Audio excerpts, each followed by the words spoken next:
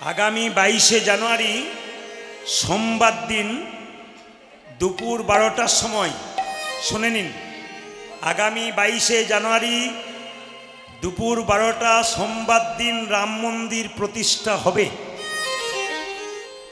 এবং সেই রাম মন্দিরে যে সীতার রামের মূর্তি প্রতিষ্ঠা করছেন উনি হচ্ছেন কর্ণাটকের মহীশূরের একজন বিখ্যাত শিল্পী, তার নাম অরুণ যোগীরাজ।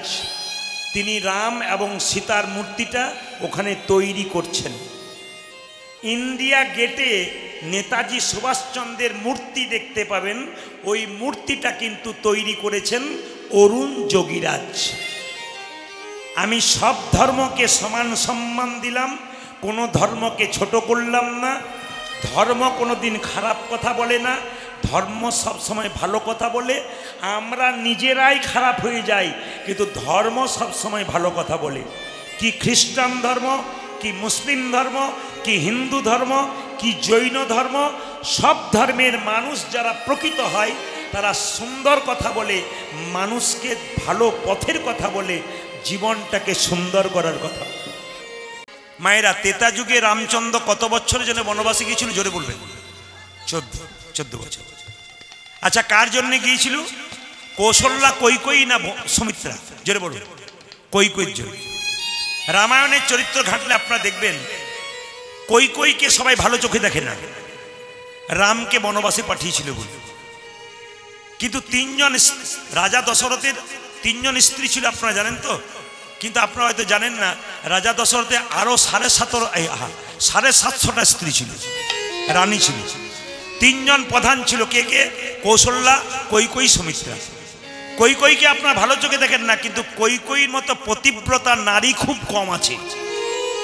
আমার দিকে তাকাবেন। কৈকেয়ীর মতো পতিব্রতা নারী খুব কম।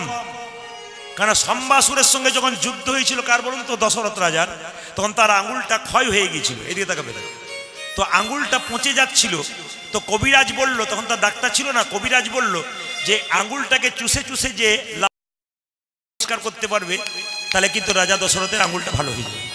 কৌশল্যার কাছে গেল, না স্বামী সব পারবো, এটা পারবো না।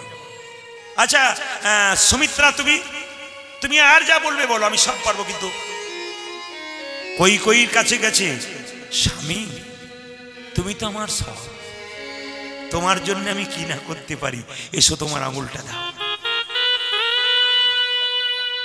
কৈকেয়ীকে যারা অবজ্ঞা করে তাদের জন্য বললাম, কৈকেয়ীর চরিত্রটা দেখুন।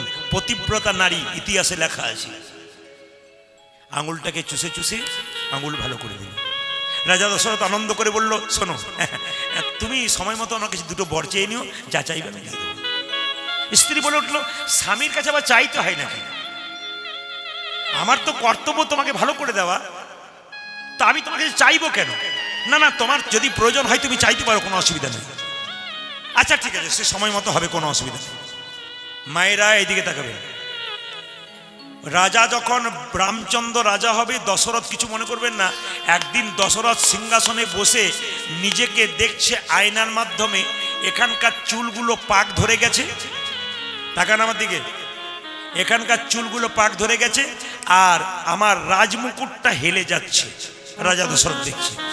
মানে রাজা দশরথ বুঝতে পারলো যে আমার আর রাজা হয়ে লাভ নেই, রাজমুকুটটা আমার কাছে থাকতে চাইছে না, এবার রামকে রাজা করে দেবে।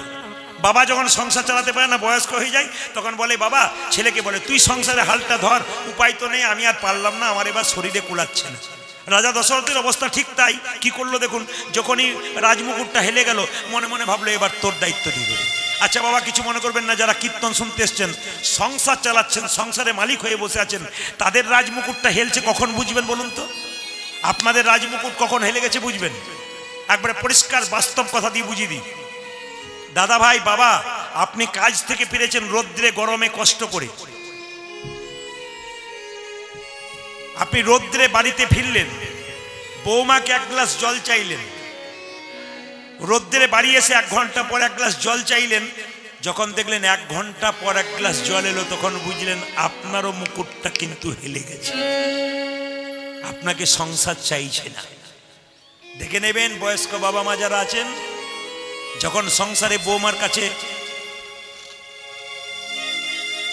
বৌমার কাছে ছেলের কাছে চাইবেন, যখন দেখবেন চাওয়ার সঙ্গে সঙ্গে আসছে না, 1 ঘন্টা 2 ঘন্টা দেরি হচ্ছে, বিরক্ত হচ্ছে, তখন বুঝবেন এরাও আপনাকেও চাইছে না। পাক্কা কথা। রাজা দশরথ বলল কালকে রামকে রাজা করব। এখন খবরটা চারিদিকে প্রচার হয়ে গেল, কিছু মনে করবেন না, ভালোর পেছনে মন্দ তো থাকে। কৈকেয়ীর খুব আনন্দ হচ্ছে, কিন্তু একজন মেয়ে কৈকেয়ীর কানে বিষ ঢালছে। জোরে বলুন মেয়েটির নাম কি? জোরে বলুন। এমন ভাবে বলছেন যেন আপনাদের পাড়ার লোক বোধ হয়। কুজি মন্থরা কানের মধ্যে, কৈকেয়ী তুই সেবা করেছিলি, তো 2টো বর পাওনা ছিল না? বলে হ্যাঁ ছিল। তা কৌশল্যা যদি, রাম যদি রাজা হয়, কৌশল্যা রাজমাতা হবে, তুই ভিখারিনী হয়ে যাবি, কি দরকার আছে? বলে এক কাজ কর, আজকে তুই বাড়িতে গিয়ে না বালিশে মুখ লুকিয়ে কাঁদবি। রাজা ভাববে সবাই আনন্দ করছে, রাম রাজা হবে, কৈকেয়ী কাঁদে কেন? যে আমার যত্ন করলো, তোর কাছে কিছু চাইবে, যে কি ব্যাপার তুমি বলো কি চাইছো, কাঁদছো কেন? তখন তুই চেয়ে নিবি, বিষ ঢেলে দিয়েছে কানে। আমি আপনাদের বলে যাই, যারা কীর্তন শুনছেন, কখন আসতে পারবো না পারবো আপনাদের বলতে পারবো না। আমার সময়ের খুব চাপ, এত চাপ প্রতি জায়গাতে, আমার প্রচণ্ড চাপ আছে, কিন্তু আমি আগামীবার থেকে এত চাপ নেবো না। কারণ 365 দিনে 330 দিন গান করা মানে খুব কঠিন পরিশ্রমের ব্যাপার। শুধু আপনাদের আসনে প্রত্যেকটি রাজ্যে রাজ্যে, প্রত্যেকটি জেলায় জেলায় আগামীবার আমি বিদেশে যাব, এত চাপ আমার পক্ষে নেওয়া সম্ভব নয়। তো আপনাদের কাছে নিবেদন রইল, যদিও আগামীবারে কিছুটা আমি কমিয়ে দেবার চেষ্টা করবো, অতটা চাপ নেব না, কিন্তু আসতে পারি না পারি আপনাদের একটা কথা আপনাদের বলে দিয়ে যাই। মায়েরা, এ জগতে কোনো মানুষ যদি সংসারে বিষ খায়, তো হসপিটালে গেলে তার বাঁচার চান্স আছে। কিন্তু এ সংসারে কোনো মেয়ে ভালো কর্ম করছে, সংসারটাকে ধরে রেখেছে, তার কানে যদি পাড়ার কেউ বিষ ঢালে, ওই একা মরে না, গোটা সংসারটা নষ্ট হয়ে যায়। ওই জন্য বারবার আপনাদের বলে দিয়ে যাই, কারো কানের কথা, মুখের কথা নেবেন না কানে। আপনি সংসারটা ভালো চালাচ্ছেন, ও দেখতে পাচ্ছে না, আপনার কানে তোর স্বামী রোজগার করছে, তোর দেওয়ার বসে বসে খাচ্ছে, বলতে পারছিস না, অত বড় চেহারা নিয়ে ঘরে বসে খাচ্ছে, খেটে খেতে বল, তুই দিবি কেন? তখন তো আপনার মনে জেগে যাবে, সত্যি তো ঠিক বলছে। এই যে বিষ ঢালছে আপনার কানে, আপনি মহিষী নারীর মতো সেবা করছেন বাড়িতে, আপনার নাম আছে পাড়াতে, আপনাকে নষ্ট করছে, মানে আপনি বুঝতে চেষ্টা করতে হবে আপনার কানে বিষ দিচ্ছে। এই বিষ আপনি নেবেন না। কুজি মন্থরা বিষ ঢাললো, কাঁদ তুই ঘরে বসে বসে। রাজা দশরথ বললো কৈকেয়ী কই, কৈকেয়ী কি হয়েছে? কৈকেয়ী কাঁদছো কেন তুমি? কি হয়েছে তোমার? আমার 2টো বর পাওনা আছে। কি বর? এক বরে রামচন্দ্রের 14 বছরের বনবাস, এক বরে পুত্র ভরতের সিংহাসন।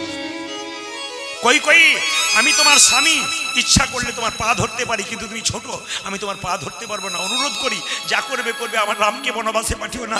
রাম ছাড়া আমি যারা বাঁচবো না, রামে যে আমার হৃদয়, আমি মানি না। রামকে বনবাসে পাঠিয়ে দাও। কিন্তু কিছু মনে করবেন না, এর মধ্যে শিক্ষা আছে, প্রত্যেকটি কথার মধ্যে শিক্ষা আছে। আজকে বসে বসে কীর্তন শুনছেন, শুধু এখানে নয়, প্রতিটি জায়গাতে মানুষ হাঁ করে শোনে কেন? প্রত্যেকটা কথার মধ্যে একটা করে শিক্ষা আছে। কি শিক্ষা আছে? যদি কেউ কাউকে গালাগাল দেয়, ধরুন আপনি আমাকে গাল দিয়ে দিলেন, আমি তো বাড়ি চলে গেলাম, কিন্তু গালাগাল দেওয়ার পর বাড়িতে গিয়ে যদি আফসোস করেন, খুব ভুল করলাম গো, আমার খুব অন্যায় হলো, বলে ফেলেছি, একবার ফোন করে বলি দাদা আমার অন্যায় হয়ে গেছে। যদি এরকম বিবেক কারো থাকে, তাহলে আপনি মানুষ হয়ে গেলেন।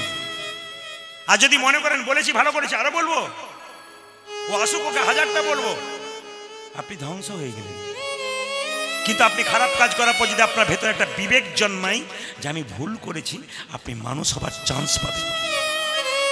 কৈকেয়ী মা বলার পর থেকে ঘরে কাঁদছে রাত্রিবেলায়, আমি রামকে বনবাসে পাঠানোর কথা বললাম, কেউ জানতে পারুক আর না পারুক, অন্তর্যামী রাম জানতে পারলেন। সারা রাত্রি কৈকেয়ী ঘুমায় নাই, কি করে সকালে বলবো রামের বনবাস, রাজ্যাভিষেক হবে, কি করে বলবো? কৈকেয়ী ছটফট করছে, ভগবান রাম মনে মনে ভাবছে, মা তুমি যতই কাঁদো, যে যত কাঁদে, আমি যে তার কাছে তত যাই। রাত্রি 12টার সময় দরজায় ধাক্কা, মা তুমি কেমন আছো? রাম, এসেছিস বাবা? হ্যাঁ আমি রাম, দরজা খোলো। কি হয়েছে? তুমি বনবাস চাইতে পারছো না বাবার কাছে, সকালবেলায় চাইতে পারবে না? আমি তোমাকে কথা দিলাম মা, আমি বনবাসে যাব। কি জন্যে? তুমি আমাকে বনবাসে পাঠাও।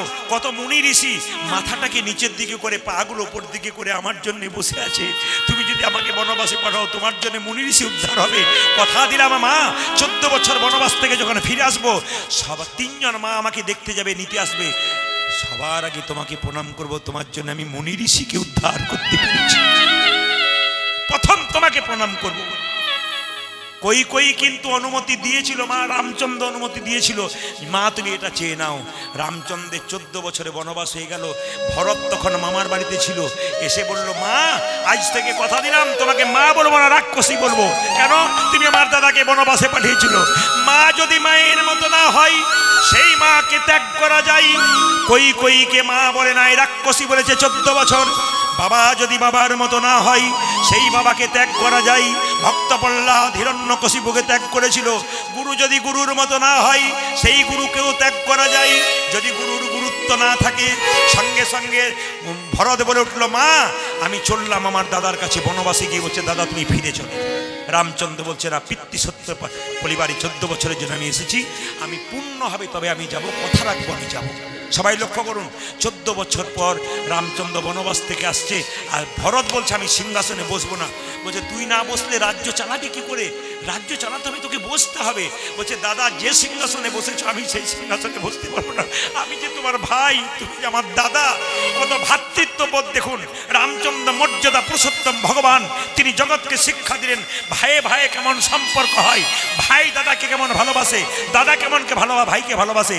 এ সংসারে ভাই তো কতখানি দাদাকে ঠকাতে পারে, আর দাদা কতখানি ভাইকে ঠকাতে পারে, এই কারবার তো আমাদের সংসারে চলছে। রামের শিক্ষা আমরা কিনি না, প্রত্যেকটি কথায় কথায় রামের শিক্ষা আছে। তো সবাই লক্ষ্য করুন, যে যেখানে বসে আছেন, ভরতকে বলল তুই যা, যেতে পারি দাদা, তোমার খরম যুগল আমায় দাও। ওই খরম যুগল সিংহাসনে রাখবো আর আমি নিচে বসে থাকবো। কেমন ভাই দেখুন। এখনকার যুগের ভাই হলে বলতো তোকে তো পরোয়া করি না, তুই 14 বছর নয়, তুই 28 বছর থাক, 30 বছর থাক, তুই যত থাকবি তত আমার মঙ্গল, আমি রাজা হয়ে যাবো। কিন্তু বলছে আমি সিংহাসনে বসবো না, সিংহাসনে তোমার খরম যুগল বসাবো, আমি নিচে বসে থাকবো, রাজ্য পরিচালনা করবো। 14 বছর পূর্ণ হয়ে গেল। মা বিমাতা কই প্রত্যেক দিন কেঁদেছিল, রাম তোকে বনবাসে পাঠানোর পর থেকে ভেতরটা কুড়ে কুড়ে খাচ্ছে, তবে তুই যেদিন 14 বছর পর বনবাস থেকে আসবি সেদিন আমি বাঁ হাতে নেবো বিষের ভাণ্ড, ডান হাতে নেবো নবনীর ভাণ্ড। তুই আমায় মা বলে ডাকলে নবনীর ভাণ্ডটা তোর মুখে তুলে দেবো, আর মা বলে না ডাকলে বিষের ভাণ্ডটা আমার মুখে দিয়ে তোর চরণতলে প্রাণ বিসর্জন করবো। তবু তো বুঝবো মৃত্যু আমার যেখানে সেখানে হয় নাই, ভগবানের চরণতলে হয়েছে আমার মৃত্যুটা। রামচন্দ্র 14 বছর পর বনবাস থেকে আসছে, এসেই জড়িয়ে ধরেছে মা। কই বললো তুই আমায় মা বলে ডাকলি, আমার গর্ভে জন্ম নিস নাই, তুই আমায় মা বলেছিস, কত আমার আনন্দ হলো। রাম কেউ কোথাও নেই, আমাকে কথা দে, কি আমার গর্ভে জন্ম নিয়ে আমার দুগ্ধ পান করে তুই আমায় নারী জন্ম সার্থক করবি, কথা দিলাম। আগামী দা পরে আমি কৃষ্ণ হব, তুমি কংসের কারাগারে দৈব কি হবে, তোমার গর্ভে জন্ম নেব কিন্তু তোমার স্তনদুগ্ধ পান করতে পারবো না।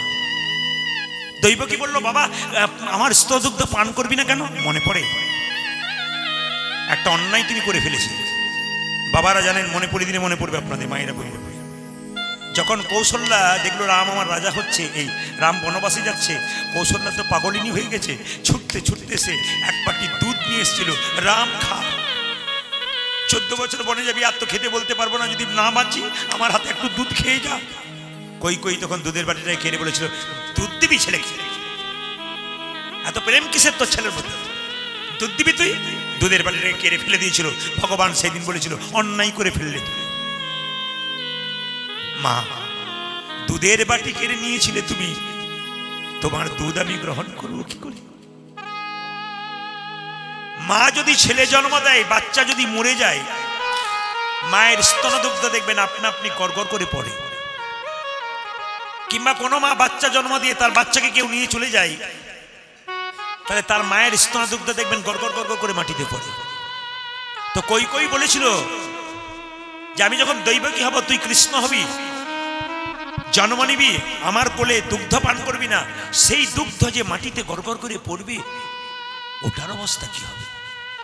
রামচন্দ্র বলল, মা কথা দিলাম, যে মাটিতে তোমার স্তনদুগ্ধ পড়বে সেই মাটিতে কলিযুগে মহাপ্রভুর যে ভোগ হবে সেই ভোগের মালসাটা তৈরি হবে ওই মাটি থেকে। এই যে আপনারা ভোগের মালসাগুলো দেখছেন, এই মালসাটা কোথা থেকে তৈরি হলো? মাটিটা ওই কই যে দৈব কি হলো, স্তনদুগ্ধ মাটিতে পড়েছিল, ওই মাটি থেকে জন্ম নিল মালসা। প্রত্যেকটি কথার মধ্যে একটা একটা করে তত্ত্ব আছে, যুক্তি আছে, শুধু জানার জন্য আসতে হবে। আমি বারবার সবার কাছে একই কথা বলি, কীর্তন শুনতে আসবেন, জানবেন, শুনবেন, অপর কি বলবেন। ছেলেকে দুর্গা ঠাকুর দেখাতে নিয়ে গেছেন, যদি জিজ্ঞেস করে দুর্গার 10টা হাত, কার্তিকের 2টো কেন বাবা? ধরুন আপনি বাবা হয়েছেন, আপনি ছেলেকে দুর্গা মন্দিরে নিয়ে গেছেন, এখন যদি প্রশ্ন করে আপনার বাচ্চাটা যে সরস্বতী 2টো হাত, লক্ষ্মীর 2টো হাত, দুর্গা কেন 10টা হাত, আপনি কি বলবেন? ওসব জেনে তোর লাভ নেই, চল বাড়ি চল। আপনাকে জানতে হবে না, ধর্ম করবেন, ধর্ম সম্পর্কে জানবেন না, প্রবীণও জানছে না, নবীনও জানছে না, ধর্মটা তো নিচের দিকে চলে যাচ্ছে। অন্যান্য ধর্মের মানুষ বাচ্চা থেকে দেখতে পাচ্ছে, আমি কিছু মনে করবেন না, বাচ্চা থেকে জেনে গেছে সব কিছু, আমি যাচাই করে দেখে নিয়েছি, বাচ্চা থেকে জেনে গেছে, আমাদের জানতে পারছি। এই জন্য আপনাদের কাছে নিবেদন রইল, কথা দিলাম মা, আগামী কলিযুগে তুমি হবে সচিমাতা, আমি হবে মহাপ্রভু, তোমার গর্ভে জন্ম নিয়ে তোমার স্তনদুগ্ধ পান করে তোমার মনোবাসনা পূর্ণ করব। যাত্রার বাড়িতে খাবার খাবেন না, বিচার করে খাবেন। পাপীর বাড়ির পাপের টাকার খাবার খাবেন, আপনার শরীরে পাপ রক্ত বইবে। প্রমাণ কি? টাকা নামার দিকে দাদু ভীষ্ম বসে আছে, দ্রৌপদীর বস্ত্রণ হচ্ছে, এইদিকে তাকাবেন। দুঃশাসন কাপড় টানছে কার? দ্রৌপদীর।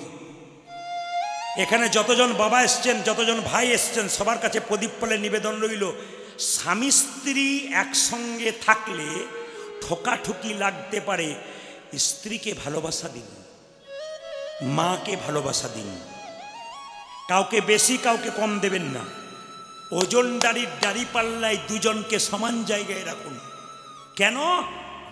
একজন রক্তের বান বন্যা দিয়ে তোমাকে পৃথিবীর আলো দেখিয়েছে, আর একজন নিজের মা বাবা আত্মীয় স্বজনকে ত্যাগ করে সারা জীবনের জন্য তোমার পাশে এসে দাঁড়িয়েছে। দুজনকে সম্মান দাও, নইলে হবে না। আপনাদের কাছে বারবার নিবেদন রইল, যে যেখানে বসে আছেন, তো দ্রৌপদীর যখন বস্ত্র হচ্ছে, এটা কিছু মনে করবেন না।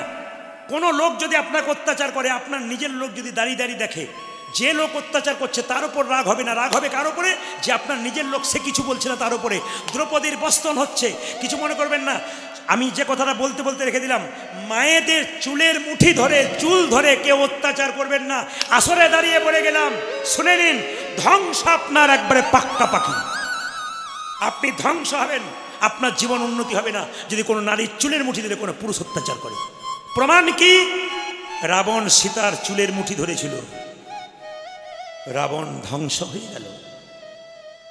দুঃশাসন দ্রৌপদীর চুলের মুঠি ধরেছিল, মা, দুঃশাসন শেষ হয়ে গেল। এই জন্য কোনো নারীর চুলে হাত দেবেন না। চুলের মুঠি ধরেছেন কিনা আপনি জেনে নেবেন। আজকের এই কাহিনীটা কানের মধ্যে রাখবেন, আপনার পতন অনিবার্য। রাগকে নিবারণ করবেন, ঠান্ডা রাখবেন, ওই কাজ করবেন না। দুটো কথা বলতে পারেন, হতেই পারে সংসারে দুটো কথাবার্তা, কিন্তু ওইরকম করবেন না। নারীর ওপর আঘাত করতে নেই। নারীকে যত ভালোবাসবেন, মেয়েদেরকে যত ভালোবাসবেন, সংসারে ওদের যদি সুখী করবেন, একটা কেক কিনে এনে দুজনে অর্ধেক করে ভাগ করে খাবেন, তবে তো আপনার স্বামী স্ত্রী, তবে তো সুখ। স্বামী আসবে বেলা 3টের সময়, স্ত্রী সেই অপেক্ষা করে বসে থাকবে কখন আসবে তারপর খাবো। যে তোমার জন্য না খেয়ে বসে আছে, তার জন্যে তুমি কিছু না করলে তুমি তো অবলা নারীর উপরে অত্যাচার করলে। তোমার সংসার সুখের হবে কি করে? কোনো দিন হবে না। জায়গাগুলো ধরবেন, আপনাদের জীবন সফল হবে। আমার দিকে তাকান, দ্রৌপদীর বস্ত্রণ হচ্ছে, দাদু ভীষ্ম তাকিয়ে তাকিয়ে দেখছে। দ্রৌপদী খালি দাদু ভীষ্মের দিকে তাকাচ্ছে আর মনে মনে ভাবছে, দাদু। মায়েরা, মেয়েদের 4 দিন শরীর খারাপ হয়, রজস্বলা অবস্থায় থাকে। দ্রৌপদীর যেদিন বস্ত্রহরণ হয়েছিল সেদিন তার রজস্বল অবস্থায় ছিল। অসুস্থ দ্রৌপদী, দুঃশাসন কাপড় টানছে, ৮০,০০০ লোক বসে আছে, দেখবে একটা মেয়ের কাপড় খোলা হচ্ছে। দাদু ভীষ্ম তাকিয়ে তাকিয়ে দেখছে, মাথা নিচু করে আছে, চুপ করে আছে। কখনো দ্রৌপদী মনে মনে ভাবছে, দাদু ওরা যা করছে করুক, তুমি প্রতিবাদ করলে না? তুমি প্রতিবাদ করলে ওরা শুনছে না? তুমি একবারও বললে না আমি একজন অসহায় নারী, আমার কাপড় টানছে, দেখতে পাচ্ছ না? হাজার হাজার মানুষ, ৮০,০০০ লোক দেখছে, তুমি চুপচাপ বসে আছো, তোমার লজ্জা করছে না? দ্রৌপদী বলল, আমি তোমাকে অভিশাপ দিতে পারবো না, আমি ছোট তুমি বড়, তবে শুনে রাখো আমার চোখের জল যত ফোঁটা মাটিতে পড়বে ততগুলো স্বরূপে তোমার শরীরে বিদ্ধ করবে, সেই দিনে বুঝবে তুমি প্রতিবাদ না করার ফলটা কি। দাদু ভীষ্ম যখন সরসজ্জায় ছিল, পঞ্চ পাণ্ডবকে জ্ঞানের কথা বলছিল ভালো ভালো, তখন দ্রৌপদী হাসছে। দাদু ভীষ্ম বলছে, দ্রৌপদী হাসিস কেন? দ্রৌপদী বলছে, আমি আজকে হাসছি এই জন্যে, আজকে তোমার মুখ থেকে ভালো ভালো কথা বেরোচ্ছে, জ্ঞানের কথা বেরোচ্ছে। যেদিন দুর্যোধন দুঃশাসন আমার কাপড় টানছিল, সেদিন তোমার কথাগুলো কোথায় গিয়েছিল? সেদিন ভালো কথা বলতে পারলে না, প্রতিবাদ করতে পারলে না, আজকে জ্ঞান দিচ্ছ। চুপ করো তুমি। জ্ঞানমান ভীষ্ম কেঁদে কেঁদে বলেছিল, দ্রৌপদী ঠিক বলেছিস মা, সেদিন দুর্যোধনের খাবার খেয়ে আমার শরীরে পাপের রক্ত হয়েছিল, আর যে শরীরে পাপের রক্ত হয় অন্যায় দেখলে প্রতিবাদ করতে পারে না। অর্জুন আমাকে তীরবিদ্ধ করে রক্তগুলো বের করে দিয়েছে, আমি শুদ্ধ হয়ে গেছি, আমার মুখ থেকে শুদ্ধ বচন বেরোচ্ছে।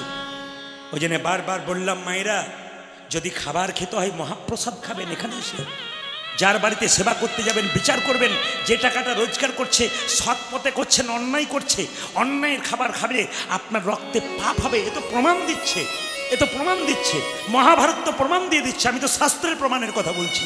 তাকাবেন, এইদিকে তাকাবেন। দ্রৌপদীর বস্ত্র হচ্ছে, এক হাতে দ্রৌপদী কাপড় ধরেছে, এক হাতে ভগবানকে ডাকছে। নারদ মুনি বলল, হে গোবিন্দ তাকিয়ে দেখো, এক অসহায় নারী বারবার কাপড়ের জন্য তোমার দিকে তাকাচ্ছে, তুমি কাপড় দিচ্ছ না কেন? ভগবান বলল, শোনো নারদ, শোনো নারদ, শোনো নারদ। বলে কি? আমি দ্রৌপদীর পরীক্ষা নেবার জন্য প্রস্তুত, কিন্তু দ্রৌপদী পরীক্ষা দেবার জন্য প্রস্তুত নয়। বলে কেন? দ্রৌপদী এক হাতে নিজেকে ভরসা করেছে, এক হাতে আমায় ডেকেছে, যে দু হাত তুলে ডাকে নাই আমি তার কাছে যাই না। হরি, যে দু হাত তুলে ডাকে না আমি তার কাছে যাই না। মায়েরা আস্তে, যেই না দ্রৌপদী দু হাত তুলে বলেছে, যা কিছু আমার সকলই তোমার, সকলই তোমার, আমার কেবল তুমি, আমার কেবল তুমি, জীবনে মরণে জনমে জনমে জনমে প্রাণনাথ হইও তুমি, প্রাণনাথ হইও তুমি। তাকান আমার দিকে, তাকান। বস্ত্র যখন টানছে দুঃশাসন, আমার দিকে তাকাবেন। আপনি কারো অমঙ্গল চাইবেন, আপনার অমঙ্গল আগে হবে। প্রমাণ দেখুন মহাভারত। কোথায়? দ্রৌপদীর বস্ত্র টানছে কে? দুঃশাসন। 1 ঘন্টা, 2 ঘন্টা, 3 ঘন্টা, 4 ঘন্টা। দাদা, দুর্যোধন বলল, কি হলো ভাই? বলে, আমি আর পারছি না, জল তৃষ্ণা পেয়েছে, বাড়িতে গিয়ে জল খেয়ে আসি, তুমি কাপড় টানো। দুর্যোধন কাপড় টানছে, দুঃশাসন বাড়ির ভেতরে গিয়ে দেখলো, চমকে গেল। গোটা ঘরের অন্ধকার। দুঃশাসন তার স্ত্রীকে ডাকছে, কি গো, জল টান পেয়েছে, জল দেবে না? লাইট জ্বালিয়ে দেখতে পেল দুঃশাসন চোখ দুটো মুজে ফেলল। ছি! দুঃশাসনের স্ত্রী উলঙ্গ হয়ে বসে আছে, শরীরে কাপড় নাই, চুপচাপ এরকম করে বসে আছে। দুঃশাসন তাতেও কিছু করে নাই। যখন পেছন দিকে তাকাচ্ছে তখন দেখছে সারিবদ্ধভাবে 100 ভাইয়ের 100টা বউ উলঙ্গ হয়ে লজ্জায় চুপচাপ বসে আছে, লজ্জা নিবারণ করে। দুঃশাসন জিজ্ঞেস করলো, এই অবস্থা কে করলো? দুঃশাসনের স্ত্রী বলল, তোমার আর তোমার দাদার জন্য হলো। বলে কেন? দ্রৌপদী বস্ত্রহরণ হচ্ছে, কৃষ্ণকে বস্ত্র চাইছে। কৃষ্ণ এত বস্ত্র পাবে কোথায়?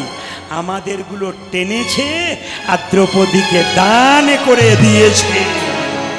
আপনাদের কাছে নিবেদন রইল বাবা, যদি কারো অমঙ্গল, কি করবেন, সময় বড় অল্প। কৃষ্ণ ভগবান নিজের মুখে বলছে, যা করবি করবি সুবল, মা কাঁদাবি না, বৃদ্ধ বাবাকে কাঁদাবি না। আস্তে, যে যেখানে বসে আছেন মন দিয়ে শুনবেন। রাত্রিতে কীর্তন শুনে যখন বাড়ি ফিরে যাবেন, বাড়ির দরজা বন্ধ থাকবে, কিন্তু যদি বৃদ্ধ বাবা বা মা বেঁচে থাকে, আস্তে, বৃদ্ধ বাবা বা মা বেঁচে থাকে, দরজাটা খুলবে আর বেরোবে। ইনি হচ্ছেন বাবা, আস্তে, ইনি হচ্ছেন মা। তাকান, আপনাদের নদিয়া জেলাতে স্বপ্নদ্বীপ বলে একটা ছেলে ছিল, জোরে বলুন হ্যাঁ না না, যার মৃত্যু হয়েছে। কোথায়? হোস্টেলে মৃত্যু হয়নি? মৃত্যু হয়নি স্বপ্নদ্বীপে? কালকে আমি যেখানে গান করছিলাম হিজুলি, ওখানে মা আর বাবা আমার কাছে এসেছিল। যদি মায়ের দশা দেখতেন আপনাদের বুক ফেটে যেত। ছেলে হারানোর যে কি কষ্ট, হাহাকার করে কাঁদছে আমার সামনে। আমি জীবনে অপরাধ করতে পারি, আমার ছেলে কি অপরাধ করেছিল, চলে গেল। আমি বললাম ভগবানকে নিয়ে শান্তিতে থাকুন, যারা অপরাধ করেছে তারা যেন শাস্তি পায়। আমি বললাম, তোর উনি বলছেন ওরা শাস্তি পেল তো আমার কি হলো, আমার খোকা কই, ওদের জেল হয়ে গেল তাতে আমার কি হলো, কিন্তু আমার খোকাকে তো আমি হারাবো। মা যে কি জিনিস, সন্তান হারিয়ে দিলে মায়ের যে কি যন্ত্রণা, যিনি মা হয়েছেন তিনি ছাড়া আর কেউ জানে। এইদিকে তাকাবে। আমি এক জায়গায় গান করতে গিয়ে আসতে স্ট্যান্ডে দাঁড়িয়ে আছি, একজন বৃদ্ধা 60 বছরের বয়স্ক মা একটা 30 বছরের পঙ্গু ছেলেকে এরকম করে কোলে করে নিয়ে দাঁড়িয়ে। আরে ওখানটাতে বন্ধ করুন না, এই যে উফ বাবারে বাবারে, আশ্চর্য বাবা। যেখানে শব্দ হবে সেখানে একবারে বন্ধ করাবেন।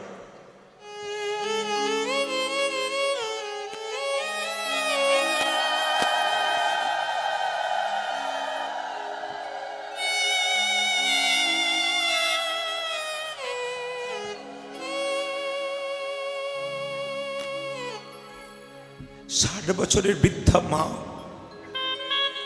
শুনবেন শুনবেন, সবার কাছে নিবেদন রইল, যে পাশে চিৎকার করবে ওর চিৎকারটা আপনি শুনবেন না। কমিটি ছেলেদেরকে বলবো, কোণে যারা বসে আছে ওই জায়গাটাতে একবারে কেউ শব্দ করলে সঙ্গে সঙ্গে চুপ করান, নইলে কেন বলুন তো, পাশের জন মন দিয়ে শুনছে তার বড় অসুবিধা হচ্ছে। বাচ্চাগুলোর দিকে তাকিয়ে দেখুন, যারা মা হয়েছেন কেমন একদৃষ্টে তাকিয়ে আছে। অনেক বাচ্চা, আমি কথাটা বলতে বলতে ওদের চোখ দিয়ে গড়গড় করে জল পড়ছে, বাচ্চাগুলোর দিকে তাকান, ওদের ভেতরে ঢুকে গেল, আপনাদের ভেতরে ঢুকলো না। শুনুন, 60 বছরের মা 25 বছরের ছেলেকে নিয়ে কোলে দাঁড়িয়ে আছে, পঙ্গু এই ছোট। তো সে বৃদ্ধা মাটা 25 বছরের ছেলেটাকে কোলে করে নিয়ে দাঁড়িয়ে আছে। জিজ্ঞেস করলাম, এটা কে? আমার ছেলে। কোথায় নিয়ে যাবেন? আমার বাপের বাড়ি। একে নিয়ে যাচ্ছেন কেন? দেখবার কেউ নেই, ভাই নেই, দাদা নেই, আছে কেউ দেখে না। আমার অসুস্থ হলে আমি খাই না, এক মুঠো ভাত আমার ছেলেটাকে দেয় না। এই তো ভাই, কিসের জন্য সংসার করেছেন? নিজের ভাই যদি খেতে না পায়, আপনি খাচ্ছেন, আপনার লজ্জা করছে? বলছে ভাই হয়ে জিজ্ঞেস করে না, খোড়া ছেলেটা খেতে পারে না, একটু ভাত দিবে। আমি 4 দিনের জন্য বাপের বাড়ি চললাম, খোকাকে নিয়ে চললাম। সবাই পৃথিবীতে ছেড়ে দিলেও মা বাবা সন্তানকে ছাড়েনি। এইদিকে তাকাবেন। মেদিনীপুরের মাটিতে এক গরিব মানুষ চাষবাস করে, আয়োজন নাই। পঙ্গু ছেলেটাকে কোলে করে নিয়ে রিক্সাতে চাপিয়ে আমার কাছে এনেছে। প্রদীপবাবু, আপনার কীর্তনটা চালু করে দিলে ছেলেটা না সারাদিন হাসে, আনন্দ করে, লাফায়, কিন্তু আপনার কীর্তন বন্ধ হয়ে গেলে ও খালি চিৎকার করে, ছটফট করে, মোবাইলে চার্জ রাখতে হয়, সবসময়কে শোনাতে হয়, ঘুমিয়ে গেলেই বন্ধ করে দিই। এর জন্য একটা কীর্তন আমার করে দিন। আমি বাবা হয়ে কথা দিলাম, লোকের দরজায় যাব, তবু কীর্তন করাবো, 5 জন মানুষকে সেবা দেব। আপনারা অবাক হয়ে যাবেন, ওর মনের ইচ্ছাটা ভগবান পূর্ণ করে দিল।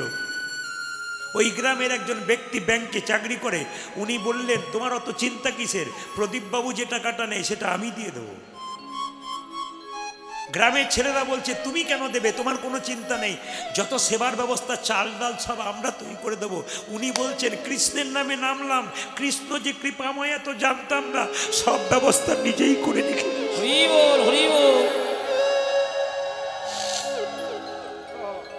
শুধু মনোবলটাকে রাখতে হবে, শুধু সম্বন্ধ বোধ রাখতে হবে, গোবিন্দের সঙ্গে সম্পর্কটা তৈরি করতে হবে।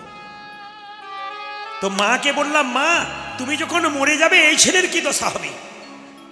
মা তখন বলল, বাবা আমি ঈশ্বরের কাছে প্রার্থনা করব, আমার আগে যেন এ মরে যায়। আমার পৃথিবীতে কোনো মা চাই না, তুমি চাইলে কেন, আমি যে ভালো চাই। আমি মরে গেলে না খেয়ে মরবে, আমি যে স্বর্গে গিয়েও শান্তিতে থাকতে পারবো না। এ মরে গেলে আমি শান্তিতে মরব, আমার ছেলেকে আর কষ্ট পেতে হবে না। আপনাদের কাছে নিবেদন, মায়ের মতো আপন কেউ হয় না। মা অঙ্ক বোঝে না।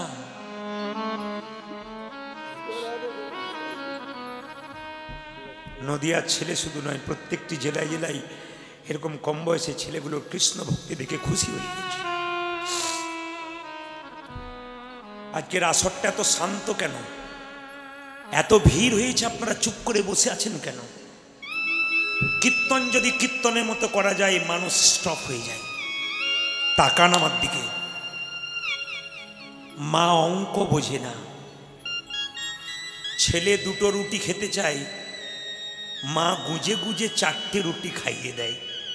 মা তুমি জানো না আমি 4টে খেতে পারি না, খা খা, না খেলে যে তোর শরীর হবে না, বাবা খা। এরই নাম মা।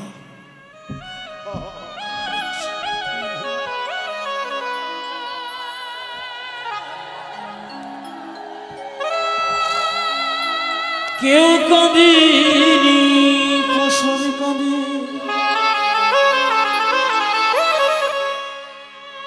শুধু কেঁদেছিল মা। প্রসবকালে একমাত্র মা কেঁদেছিল, কেউ কাঁদে। কেউ কাঁদেনি, পশম কাঁদে, শুধু কেঁদেছিল মা। মায়েরা তরে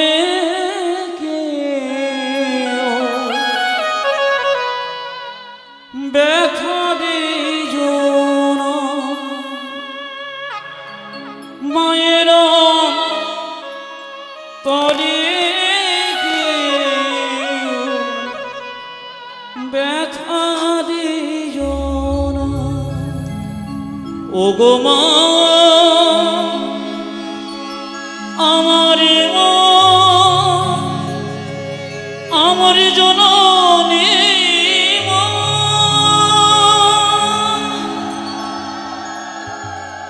জেনে নিন, যতগুলো মা হয়েছেন শব্দ না করে প্রেম সে, এদিকে ছেলের যদি 20 টাকা দরকার, মা পকেটে 50 টাকা দেয়। মা 20 টাকাতে হবে, 50 টাকা দিলে কেন? রাস্তাতে যদি খিদে পেয়ে যায়, পয়সা কোথায় পাবে? যদি তোর সাইকেলটা খারাপ হয়ে যায়, সারাবি কি করে? 50 টাকা ভরে দিল। কথাগুলো বিচার করবেন আমার। আমি ঠিক বলছি না ভুল বলছি? ইনি মা।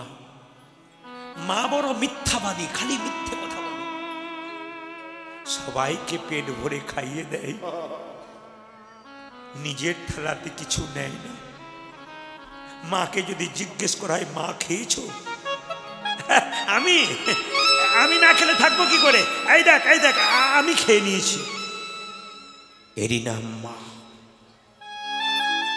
বড় বড় মাছের পিসগুলো রান্না করে সবাইকে দিয়ে দেয়, ছোট পিসটা মায়ের পাতায় থাকে, কোনো প্রতিবাদ করে না। এর নাম মা। এইদিকে তাকাবেন, মেয়েরা দেখবেন বাপের বাড়ি যায় না কখন থেকে বলুন তো? যখন থেকে দেখবেন মা বাবা মারা যায়। দিদি বাপের বাড়ি যাবে না? সঙ্গে সঙ্গে চোখের জল মুছে বলে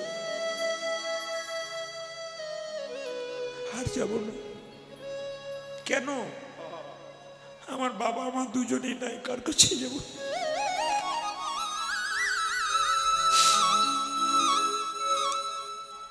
মেয়েরা দেখবেন বাবার বাড়ি ছেড়ে দেয়, মায়ের বাড়ি ছেড়ে দেয় যখন থেকে মা বাবা চলে যায়। সংসারে জ্বালা যন্ত্রণা থেকে মুক্তি পেয়ে মায়ের কাছে গেলে মা শাক ভাত দিক, মা যখন জড়িয়ে ধরে তখন মেয়ের অন্তর পূর্ণ হয়ে যায়। যার পৃথিবীতে মা নাই বাবা নাই সে জানে যে মা বাবা না থাকার কষ্ট কি, যন্ত্রণা কি। এরই নাম মা। জেনে নিন মায়েরা, সবাই মন দিয়ে শুনে নেবেন। আর মা কাকে বলে? হসপিটালে বাচ্চা হতে যাবার সময় ডাক্তারবাবু বাড়ির লোককে বলে মায়ের বাঁচবার আশা নেই, ছেলে বাঁচতে পারে। মা তখন মৃত্যুর সঙ্গে লড়াই করে ডাক্তারবাবুকে ডেকে বলে, ডাক্তারবাবু আমি যদি মরে যাই মরে যাব, মৃত্যুর আগে আমার খোকাকে একবার দেখে মরতে পারবো তো? পৃথিবীতে এত বড় কথা কে বলতে পারে? নিজে মরে যাবে তবু সন্তানকে দেখে মরবে, এর মতো মার কে হয়? বারবার নিবেদন রাখবো প্রত্যেক জনকে, কৃষ্ণ পুজো করবে কি না করবে নিজের ব্যাপার, দেবতার পুজো করবে কি না করবে নিজের ব্যাপার, নিজের বাবা মাকে একটু সম্মান দিও। এই জায়গাটা ঠিক রাখবে, জীবন সুন্দর হবে। পরম প্রেমময় ঠাকুর অনুকূল চন্দ্র এত বড় হলেন কেন? দেখবেন নিজের মায়ের কাছে দীক্ষা নিয়েছিল অনুকূল ঠাকুর, বলে মা তোমার মতো গুরু আর কে আছে, তুমি আমাকে পথ দেখাও, আমি তোমার কাছে দীক্ষা নেব। অনুকূল ঠাকুর দীক্ষা নিয়েছিলেন নিজের মায়ের কাছে। বাবার অসুখ হয়েছিল, 2.5 কিলোমিটার দূরে গিয়ে মুড়ির দোকান করে, লক্ষ্য করুন, মুড়ি বিক্রি করে সংসার চালিয়েছিল। মা বাবার ইচ্ছা ছিল আমার ছেলে ডাক্তার হবে। কলকাতায় ডাক্তারি পড়তে গেল, পেটে খাবার নাই, চাপা কলে জল খেয়ে নেয়। তবু কিন্তু যদি কোনোদিন খাবার পায় সেই খাবারটা 5 জনকে ভাগ করে দেয়, নিজে একটু নেই। ইনিই তো পরম প্রেমময়, শুধুই কি প্রেমময় হওয়া যায়? ইনি অনুকূল চন্দ্র। আইজাক নিউটন এর কথা ভাবুন, ইনি মা বাবাকে ভালোবাসতেন। সক্রেটিস ইনি মা বাবাকে ভালোবাসতেন। স্বয়ং মহাপ্রভু তিনি ভগবান, মা বাবাকে ভালোবাসতেন। পৃথিবীতে যত মহাপুরুষ হয়েছে সবাই মা বাবাকে ভালোবেসে বড় হয়েছে। মা বাবাকে ত্যাগ করে আপনি যদি মনে করেন বড় হব, হবে না বড়, কিন্তু বড় হলে হবে না বাবা। রবীন্দ্রনাথ ঠাকুর বলছে, মানুষ সবার ঘরে জন্মায়, মনুষ্যত্ব সবার ঘরে জন্মায় না। ছেলের জন্যে মা কি করতে পারে আপনাদের একটা ছোট্ট প্রমাণ দিয়ে আমি আপনাদের জানিয়ে দেব। জেনে নিন আপনারা ছেলের জন্য মা কি করতে পারে।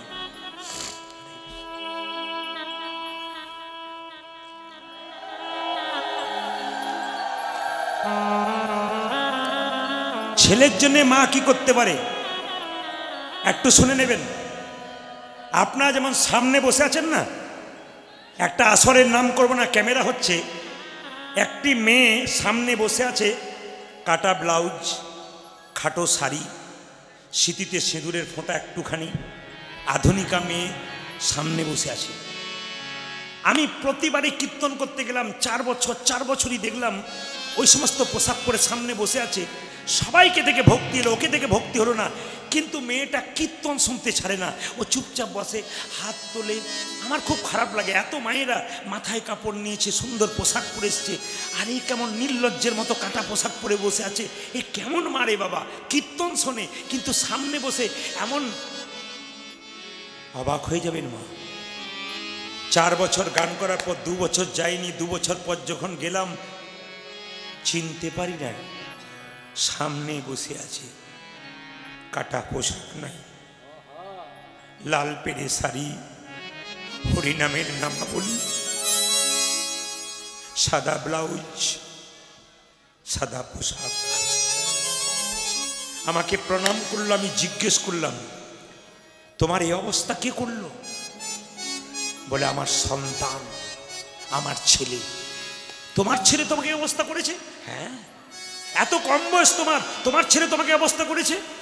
দাদা, আমার বয়স 30 বছর, আমার ছেলের বয়স 9 বছর। ওই ছেলেটা কোনোদিন আমিষ খায় না, মুখে মাছ মাংস ডিম দিলে থুতু করে ফেলে দেয়, হরিনাম হলে পাগলের মতো ছুটে যায়, হাত তুলে নিতাই গৌর হরিবল বলে।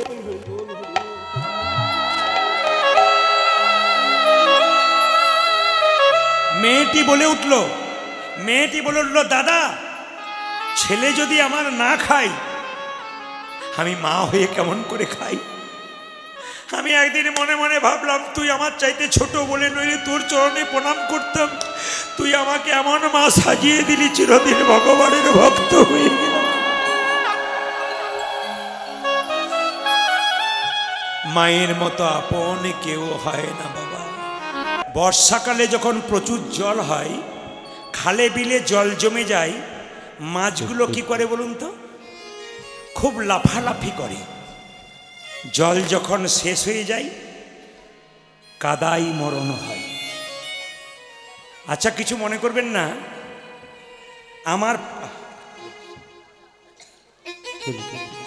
আমার বলে উদাহরণ দিচ্ছি।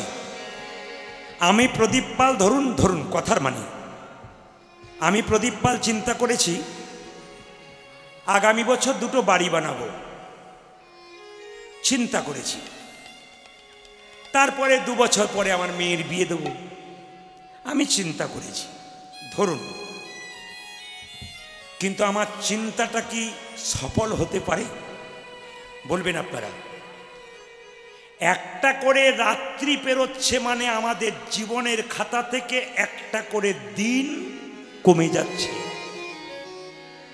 আপনারা একটা করে রাত্রি পেরোচ্ছে, 1 জানুয়ারি হয়ে গেল, রাত্রিবেলাতে 30শে ডিসেম্বর চিন্তা করছে কালকে পিকনিক বনভোজনে যাব।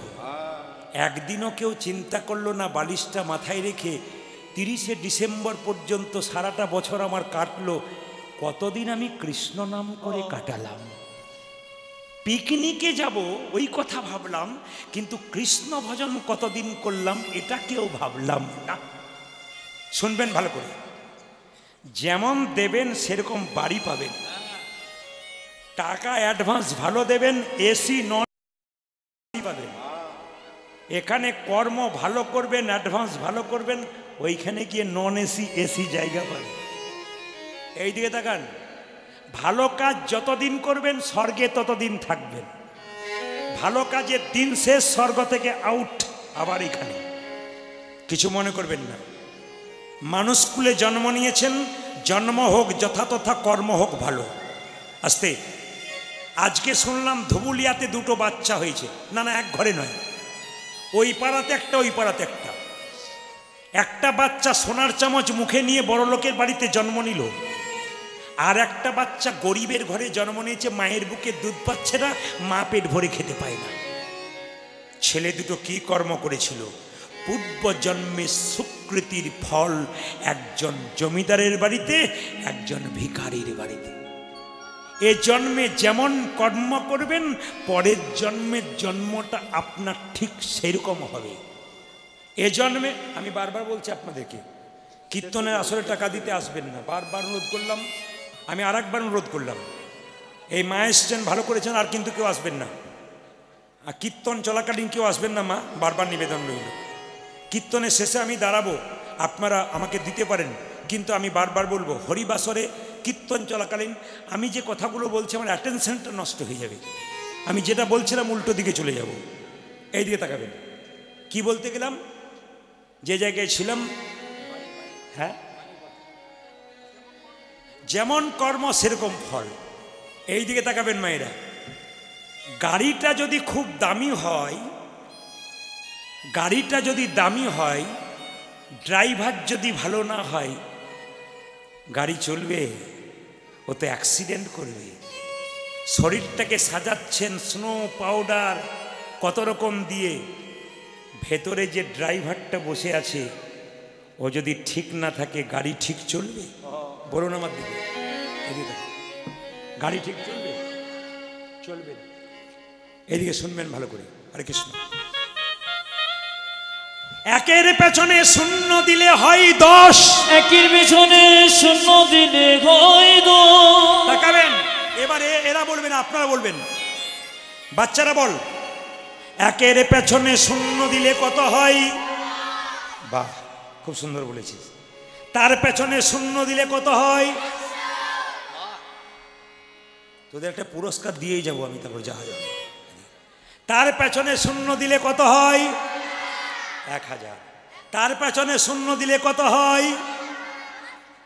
1 লক্ষ। একজন 12,000 বলছি। 10,000। বাহ। তার পেছনে শূন্য দিলে কত হয়? 1 লক্ষ। লক্ষ 1, 1 লক্ষ, লক্ষ 1 গোবিন্দের চরণ, গোবিন্দের চরণ। লক্ষ যদি 1 থাকে তবে তোমার সব ঠিক থাকবে। একবার পেছন দিকে বলি মাইরা, শুধু শূন্য দিয়ে গেলাম, 1 দিলাম না, শূন্যগুলোর কোনো দাম থাকবে না। শূন্য হলাম আমি, আপনারা সবাই। 1 হলো পরমেশ্বর গোবিন্দ। আমাদের এই শূন্য জীবনে 1 নামক গোবিন্দ যদি কারো না থাকে তবে জীবনটা নিতাই গৌর হরি বল। এইদিকে এইদিকে এইদিকে। উত্তর গোষ্ঠ লীলাটা পুরোটাই দেহতত্ত্বের ব্যাপার। আপনাদের বুঝিয়ে দিয়ে যাই, মন দিয়ে শুনবেন। এই দিয়ে তাকাবেন। খাঁচাতে টিয়া পাখি পুষেছ, বলছে টিয়া পাখি বাড়িতে গেলে কেউ কেউ কেউ কেউ দেখবেন পাখি বলে, এই হরে কৃষ্ণ বল, হরে কৃষ্ণ হরে কৃষ্ণ। যত ছোলার দানা দেবেন হরে কৃষ্ণ হরে কৃষ্ণ, যত খাবার দেবেন হরে কৃষ্ণ হরে কৃষ্ণ। খাঁচাটা সুন্দর, পাখিটাকে রেখেছেন, ছোলার দানা নাই, পাখি আর হরে কৃষ্ণ বলবে না, খাঁচা ছেড়ে চলে যাবে, খাঁচার কোনো দাম থাকবে না। তাকান আমার দিকে। এই আমাদের দেহ খাঁচাতে আত্মা নামক পাখিটা হরিনাম নামক ছোলার দানা ভালোবাসে। যদি কেউ ওই দেহ খাঁচার ভেতরে আত্মা নামক পাখিকে হরিনামের দানা খাওয়াতে পারেন তবে আমাদের আত্মা পাখি যতই এখানে সজাগে থাকবে, দেহ খাঁচা চিরকাল সুন্দর থেকে যাবে। ও মেয়েরা, খুব দামি কথা শুনবেন। টিভিতে সিরিয়াল দেখছেন, হঠাৎ কারেন্ট চলে গেল, মনে হয় হাতের কাছে যা আছে ছুঁড়ে মারি। টিভিটা তোমার, ফ্রিজটা তোমার, কারেন্টটা তোমার নয়। টিভি ফ্রিজ থেকে কারেন্ট চলে গেলে যেমন টিভি ফ্রিজটা ফাঁকা বাক্সের মতো পড়ে থাকে, দেহ টিভি থেকে আত্মা কারেন্ট যেদিনে চলে যাবে এটাও ফাঁকা বাক্সের মতো পড়ে থাকবে, এটাও ফাঁকা বাক্সের মতো পড়ে থাকবে। আবার এইদিকে টিভি ফ্রিজ থেকে কারেন্ট চলে গেলে আবার কারেন্ট আসার সুযোগ আছে ভাই, কিন্তু দেহ টিভি থেকে কারেন্ট চলে গেলে আর আসার সুযোগ না, আর আসার সুযোগ না। আপনাদের সবাইকে বলে রাখি, শুনবেন মায়েরা, ভালো করে শুনবেন। এ জগতে কেউ কারো, শূন্যস্থান পূরণ করুন, এই জগতে কেউ কারো, জোরে বলুন, এই জগতে কেউ কারো। এখানে বললেন, ভালো করলেন, বাড়িতে স্বামীর কাছে বলবেন না। যদি বলেন না এই জগতে কেউ কারো নয়, এদিকে বাজারে গিয়ে বলবে যে এই শাড়ি নেবো ওই শাড়ি নেবো, কেউ কারো নয়। ফুচকা খাবো তখন আমি, কেউ কারো নয়। সোনার কানের নেবো তখন আমি, কেউ কারো নয়। কেউ কারো নয় মায়েরা, দাঁড়ান দাঁড়ান, কেউ কারো নয়, ভেবে দেখ, কেউ কারো নয়। কোথায় কেউ কারো নয় তাকে আমি প্রমাণ দিয়ে দিচ্ছি। স্বামী বিবেকানন্দের জন্মদিন হচ্ছে আগামী 12ই জানুয়ারি। আসতে ভাই, মাইকটা একটু ঠিক করো। আগামী 12ই জানুয়ারি স্বামী বিবেকানন্দের জন্মদিন। চমকে যাবেন আপনারা। আজ থেকে 150 বছর আগে প্রথম একজন বিএ পাস করেছিল, সে হলো স্বামী বিবেকানন্দ। অবাক হয়ে যাবেন, গুরু কাকে করলো? যে কিন্তু কি স্কুলের গণ্ডিতে পা দেয় নাই, তাকে গুরু করলো। তিনি কে? রামকৃষ্ণ দেব। জেনেছিলেন আসল মানুষ, চিনেছিলেন আসল মানুষ, গুরু করেছিলেন তাকে। আমি আপনাদের বলবো বাবা, গুরু যাকে তাকে করবেন না। গুরুত্ব যার নাই তাকে গুরু করে লাভ নাই। সংসারে শরীর খারাপ হলে মেডিসিন খান, মনে যদি অসুস্থ হয় মেডিসিন একমাত্র গুরুচরণ। গুরু আপনার কাছে বসবে, কোনোদিন বলবে না আমার কোমরে ব্যথা, তোর গুরু মায়ের কোমরে ব্যথা, কিছু ব্যবস্থা কর, ওটা বলবে না। যতক্ষণ বসবে ততক্ষণ হরিকথা কৃষ্ণ কথা শোনাবে। ইনি হচ্ছেন গুরু। যার কাছে বসলে শান্তি পাবেন, তিনি হচ্ছেন গুরু। এই জগতে কেউ কারো নয়, প্রমাণ। স্বামী বিবেকানন্দ আমেরিকা গেছে মায়েরা, জোরে বলুন কোথায় গেছে রে? আমেরিকা। বা স্বামী বিবেকানন্দ আমেরিকা গেছে। তা আমেরিকার পথ দিয়ে যখন যাচ্ছে হঠাৎ দেখছে একটা মেয়ের স্বামী মারা গেছে। মুসলিমদের যেমন কেউ মারা গেলে কবর দেওয়া হয়, তো আমেরিকাতে কেউ মারা গেলে মায়েরা কবর দেওয়া হয়। তো স্বামী মারা গেছে, আমার দিকে তাকান, স্বামী মারা গেছে, স্বামী মারা গেছে। তো একটা হরে হরে কৃষ্ণ, স্বামী মারা গেছে মায়েরা, স্বামী মারা গেছে। তো মেয়েটি কি করছে, কবরটা যে দিয়েছে না, কবরটা স্বামী খুব জোরে হাওয়া দিচ্ছে কবরে। চিন্তা করুন, কালকে স্বামী মারা গেছে আর কাঁচা কবরে মেয়েটা জোরে জোরে হাওয়া দিচ্ছে। বিবেকানন্দ তাড়াতাড়ি কাছে গিয়ে বলল, মা মা একটি প্রণাম করতে দেবে? বলে কেন? আমাদের ভারতবর্ষের নারী সতী নারী, স্বামীকে ভালোবাসে, এটা আমরা সতী নারী বলি। তোমার স্বামী কালকে মারা গেছে আর তুমি স্বামীর কবরে হাওয়া দিচ্ছ, তুমি কত ভালোবাসো, তোমাকে প্রণাম করি। মেয়েটি বলল, সন্ন্যাসী আমাকে প্রণাম করবেন না। বলে কেন? স্বামীর ভালোবাসার জন্য কবরে হাওয়া দিই নাই। তবে কেন দিচ্ছ? আমাদের আমেরিকাতে নিয়ম আছে, কেউ স্বামী যদি মারা যায়, যতক্ষণ না কবরটা শুকোবে ততক্ষণ নতুন বিয়ে করতে পাবো না, তাই আমি শুকিয়ে নিচ্ছি। ভেবে দেখ মন কে মিছে ভ্রমণ বলে হরে হরিবা। ভেবে দেখ মন কেউ কারো নয়, মিছে ভবন। ভেবে দেখ মন কেউ কারো মিছে ভ্রমণ্ডলে। আজ ভেবে দেখ মন কেউ কারো নয়, মিছে ভ্রমণ্ডলে। ভেবে দেখ মন কেউ কারো নয়।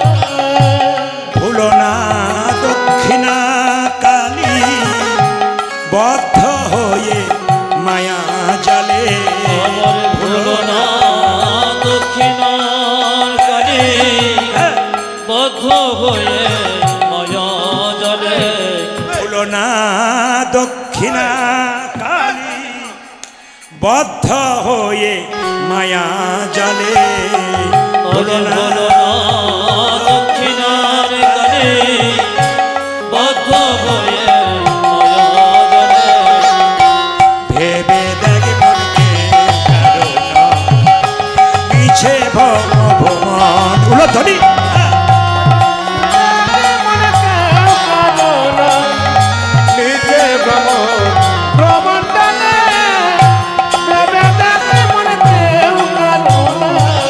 যার জন্য মর ভেবে, সে কি তোমার জন্য ভাবে? দেবজার জল মর ভেবে, ওরে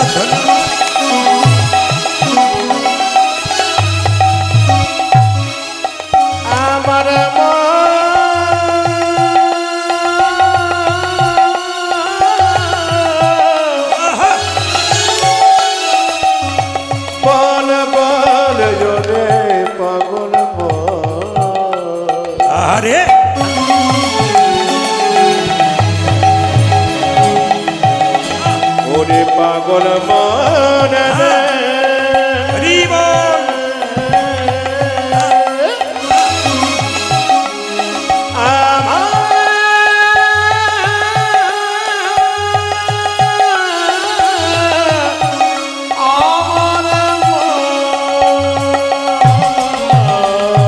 যার জন্যে মর ভেবে সে কি তোমার জন্যে ভাবে, আজ জরে জরে মোর ভেবে সে কি তোমার জন্যে ভাবে, সেই প্রেয়সী দেবে ছড়া অমঙ্গল হবে বলে ভেবে মন কেউ কারো নয়, মিছে বলা ঘুমন্তরে, মিছে বলো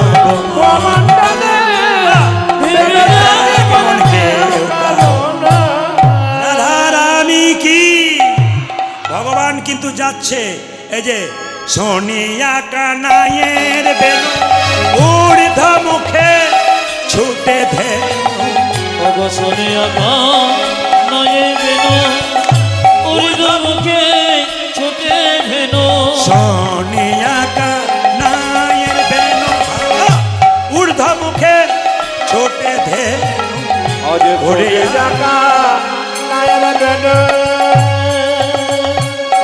ঊর্ধ্ব মুখে চলে ধন আবার পুচ্ছ তুলি পিঠে রয় পরে পুচ্ছ তুলি পিঠে রয় আলো মুচ্ছ ফিরি পিঠে রয়ু মরে গো, পুচ্ছ ফিরি পিঠে ওয় মরে, সে তো কান্তি অনুপম আগে ধাই বলরা আজ সে তো কান্তি অনুপম আগে ভাই বলরা, আগে বলরাম বলরাম সাদা কৃষ্ণ কালো সে তো কান্তি অনুপম আগে ধাই বলরা আজ সে তো কান্ত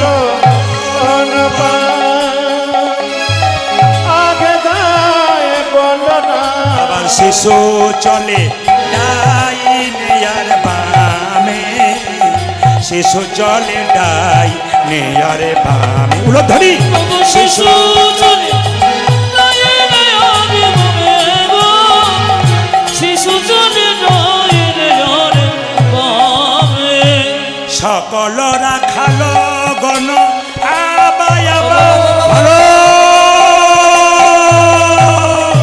সকল ভালো গণ আবায় আমা ঘন ঘন,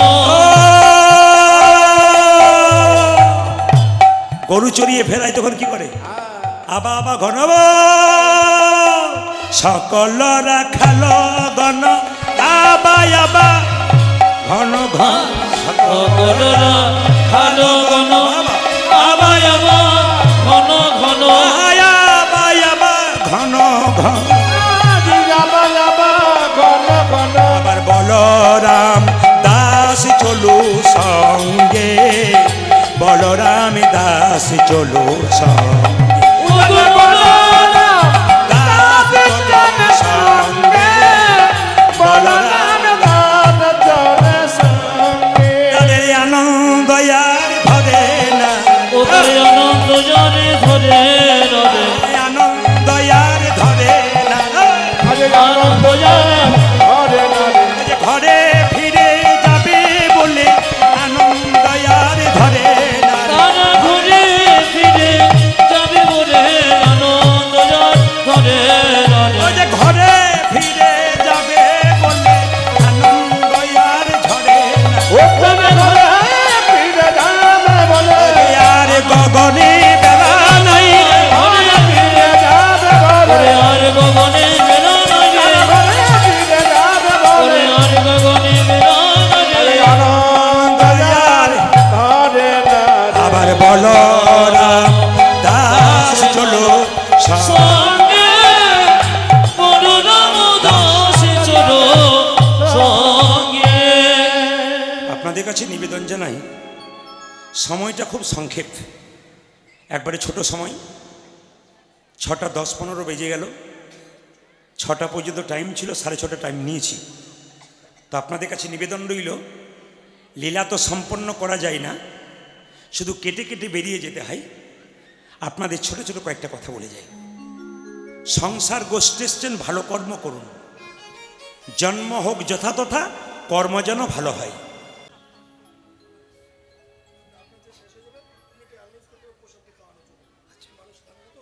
বেশ বেশ, হ্যাঁ, আমি আর একটা কথা আপনাদের জানাই। আসলে দাদারা এখানকার কমিটি, দাদা বলা যাবে না, এগুলো সব আমার ভাই। এরা আমাকে বলেছেন একটা লীলাতে আমাদের আশা পূর্ণ হয় না, আপনাকে দিয়ে আর একটা করাবো। তা আমি বললাম, ভাই আমি তো দিনে গান করি না, সবসময় রাত্রেই করি, কারণ আমার তো প্রচুর প্রোগ্রাম, 365 দিনের মধ্যে 330 দিন বাইরে থাকতে হয়, এত ভক্তের মাঝে চাপে চিৎকার করতে হয় প্রচুর। তো আপনাদের কাছে নিবেদন রইল, আগামীকাল সকাল 8টার সময় আমি কুঞ্জবর্ণন গান করব। এখানে প্রসাদের ব্যবস্থা থাকবে, আপনার সকালবেলায় সবাই আসবেন, নিজের সংসারে কাজটা ভোরবেলায় গুছিয়ে নিয়ে, কুয়াশা পড়ুক, কুয়াশা থাকলে যেমন এখান থেকে ওখানে লোককে দেখা যায় না, ভেতরে যার আশা থাকে সে ভগবানকে কোনোদিন দেখতে পায় না। আকাশে কুয়াশা নেমেছে বলে ভয়ে কৃষ্ণ কথা শুনবেন না তা নয়, কুয়াশা নামুক, আশাটা ভালো নিয়ে আসবেন, কুয়াশা দূরে যাবে। জেনে নিন আপনারা, ভক্তগণ সবাই মিলে গাইছি, রঘুপতি রাঘব রাজা রাম পতিত পাবন সীতারাম। উলধ্বনি জয় জয় রঘুপতি রাঘব রাজা রাম পতিত পাবন সীতারাম। জয় রঘুপতি রাঘব রাজা রাম পতিত পাবন সীতারাম। জয় জয় রঘুপতি রাঘব রাজা রাম পতিত পাবন সীতারাম। ईश्वरी अल्लाह तेरे नाम सबको सुमति दे भगवान। ईश्वरे अल्लाह तेरे नाम सबको सुमति दे भगवान। ईश्वरी अल्लाह तेरे नाम सबको सुमति दे भगवान। ईश्वरे अल्लाह तेरे नाम सभी को सुमति दे भगवान। रघुपति राघव राजा राम पतित पावन सीताराम।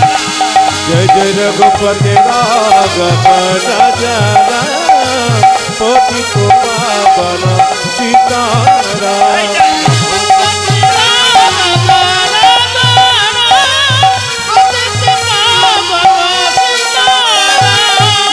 রামচন্দ্র বনবাস থেকে আসছে, কথা দিয়েছে তোমাকে আগে প্রণাম করব, কিন্তু বিমাতা কই কই মনে মনে ভাবছে, তুই যদি আমাকে প্রণাম না করিস, আমাকে মা বলে না বলে রাখিস, বিষ আমি তুলে, মা বললে তোকে আমি নবনী তুলে দেবো। কেঁদে কেঁদে বলছে, রাম একবার আমায় মা বলে ডাক, আমার নারী জনমে ধন্য হবে। একবার আমায় মা বলে ডাক, নারী জনমে ধন্য হবে। একবার আমায় মা বলে ডাক, নারী জনমে ধন্য হবে।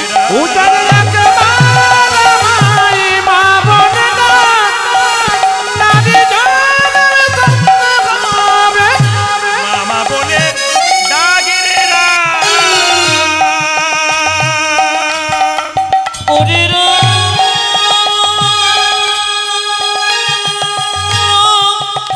ধ্বনি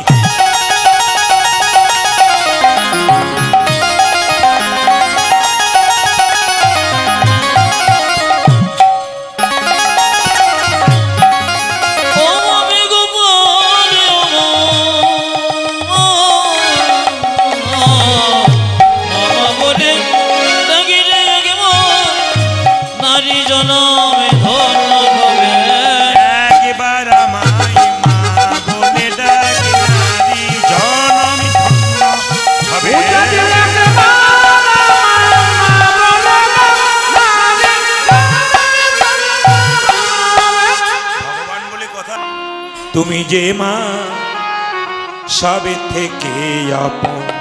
উলধ্বনি। তুমি যে মা সবে থেকে আপন। মা তুমি যে মা সবে থেকে আপন। মা তুমি যে মা সবে থেকে আপন। তুমি যে মা সবে থেকে আপন। তুমি আকাশ তুমি বাতাস। মাগো তুমি আকাশ তুমি বাতাস। তুমি আকাশ তুমি ও মা বাতাস। তুমি আকাশ তুমি বাতাস। তুমি যে ভুবন তুমি যে মা সবে থেকে আপন। মা তুমি যে মা সবে থেকে আপন। মা তুমি যে মা সবে থেকে আপন। আমাকে জন্ম দিলে মা কত না ব্যথাই। 10 মাস 10 দিন গর্ভেতে লুকাই। ও মা আমাকে জন্ম দিলে কত নবে 10 মাস 10 দিন গর্ভেতে লোকায়। আমাকে জন্ম দিলে মা কত না ব্যথা। আমার মা 10 মাস 10 দিন গর্ভেতে লুকাই।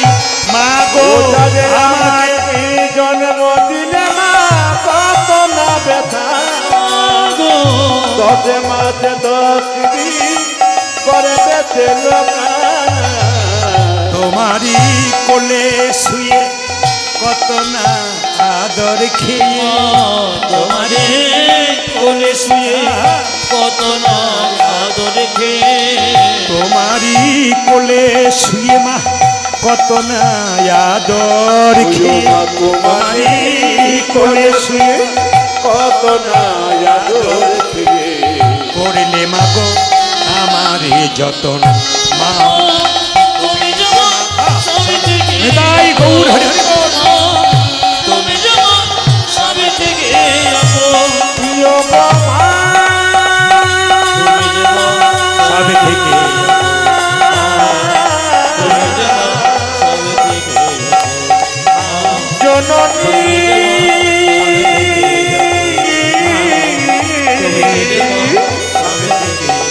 আমার মা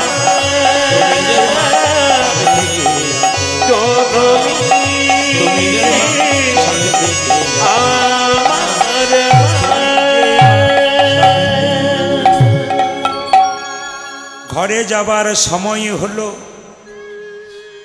এবার ঘরে ফিরে যেতে হবে রে শ্রীরাম। ভগবান বাঁশি বাজালেন। মায়েরা দিয়ে দেখান। চাঁদে মুখে দিয়া বেনু নামে লইয়া সব ধেনু। চাঁদে মুখে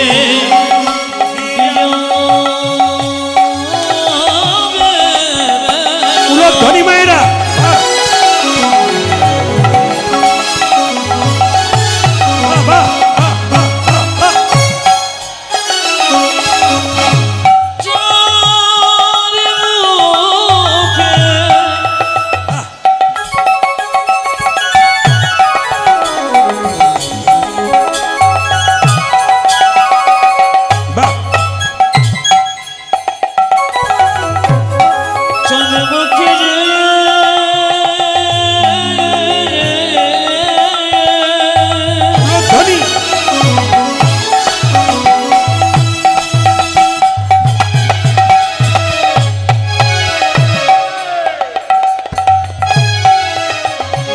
চাঁদে মুখে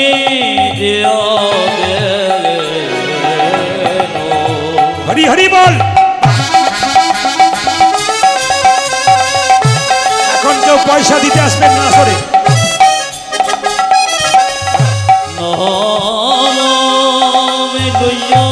বাকিরা কেউ পয়সা দিতে আসবেন না।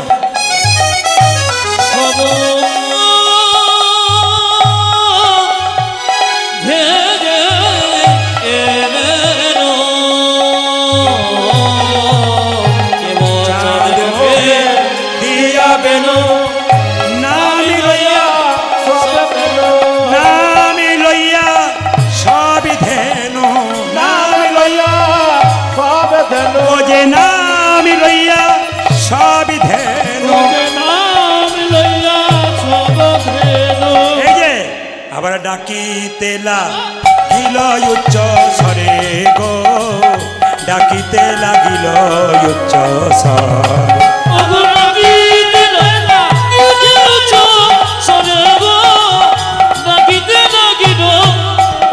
স্বরে। আই শ্যামলি আই ধবলি, আই শ্যামলি আই ধবলি, আই শ্যামলি আই ধবলি, বুঝি ঘরে ফেরার সময় হলো, আই শ্যামলি আই ধবলি।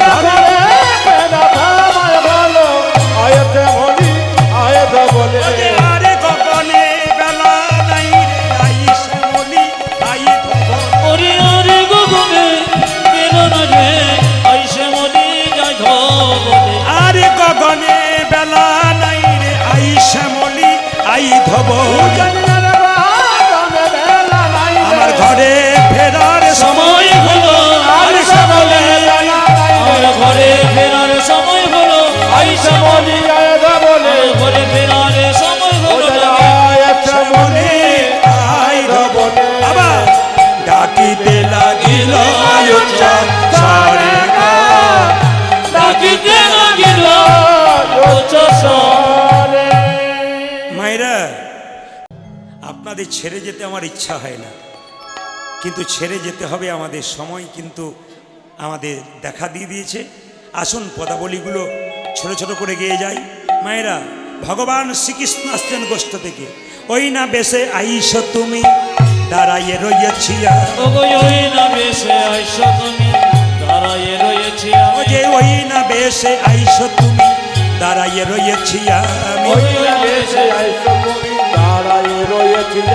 তুয়া বধূ লইবার তরে, তুয়া বধূ লইবার তরে। তোমার জন্য আমি কি করি, রবি যখন বইসে পাটে মুই গেল যমুনার ঘাটে, রবি যখন বইসে পাটে মই জয় যমুনা ঘাটে, ও যে রবি যখন বইসে পাটে মুই গেল যমুনার ঘাটে। মই জয় যমুনা ঘাটে। আমি তো ঘরের বউ, আমি জল ফেলি আর জল ভরিব, জল ফেলি আর জল ভরিব, জল ফেলি আর জল ভরিব। তোমার বদনে দেখবার আসে জল ফেলি আর জল ভরিব, তোমার বদনে দেখবার লাগে জল ফেলি আর জল ভরিব। তোমার বদনে দেখবার আসে জল ফেলি আর জল ভরিব। এই যে শোনো শোনো, এক কাজ করো, চঞ্চল ধবলি শনে ফিরছ কত বনে বনে, আরে চঞ্চল ধবলি শনে ফিরছে কত বনে বনে, ও যে চঞ্চল ধবলি শনে ফিরছ কত বনে বনে। হ্যাঁ, রসের বদনে গেছে শুকাইয়া, রসের বদনে গেছে শুকাইয়া। আমারও মন্দিরে গিয়া কর্পূর তাম্বুল খাইয়া, আমারও মন্দিরে গিয়া কর্পূর তাম্বুল মধু আমারও মন্দিরে গিয়া কর্পূর তাম্বুল খাইয়া, আমারও মন্দিরে গিয়া কর্পূর তাম্বুল খাইয়া। আলিশ রহস্যে থাকিয়া, আলিশ রহস্য ছাড়িয়া, আলিশ রহস্যে থাকিয়া, আলিশ রহস্য ছাড়িয়া। আমার মন্দির মাঝে বিচিত্র কলঙ্ক আছে, আমার মন্দির মাঝে বিচিত্র কলঙ্ক আছে, আমার মাঝে বিচিত্র পালঙ্ক আছে, আমার মন্দির মাঝে বিচিত্র পালঙ্ক আছে, আশেপাশে রসের বালি, আশেপাশে রসের বালি, আশেপাশে রসের বালি। তাহাতে শুতিবে তুমি চরণ চাপিব আমি, তাহাতে শুতিবে তুমি চরণে চাপিব আমি, তাহাতে শুতিবে তুমি উলধ্বনি।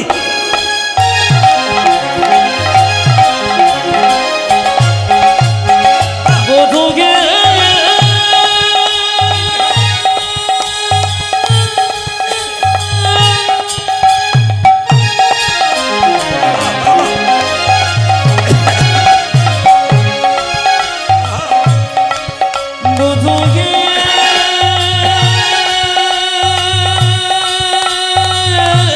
উলধ্বনি।